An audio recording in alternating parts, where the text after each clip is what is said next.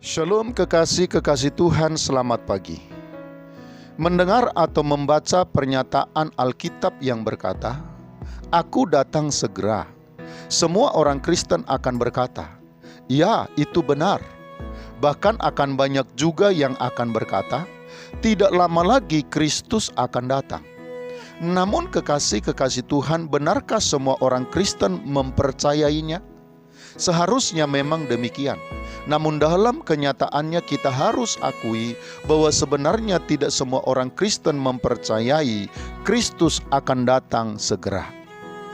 Orang-orang yang masih hidup dalam dosa atau yang masih hidup dalam cara hidup yang tidak benar di mata Tuhan, jika mempercayai bahwa Tuhan akan segera datang, tentu akan segera mengakhiri cara hidupnya.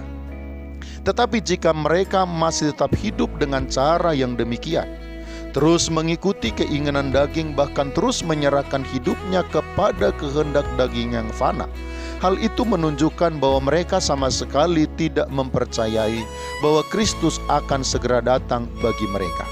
Di lain pihak, orang-orang yang menderita dan harus menanggung berbagai-bagai kesukaran tentu tidak akan pernah hidup di dalam keputusasaan, tidak hidup dalam kekecewaan, dan akan tetap berhasrat untuk bersyukur jika mereka benar-benar meyakini bahwa Kristus akan datang segera bagi mereka.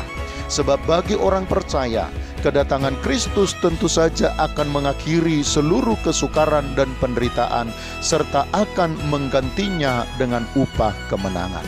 Namun jika ada yang hidup dalam kekecewaan, dalam keputusasaan, dan tidak berhasrat untuk bersyukur karena kesukaran dan penderitaannya, hal itu menunjukkan tidak adanya keyakinan, apalagi pengharapan bahwa Kristus akan segera datang baginya.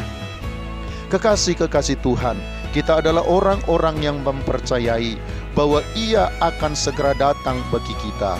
Itulah sebabnya kita terus membenahi hidup kita dan berusaha hidup berkenan kepadanya setiap saat.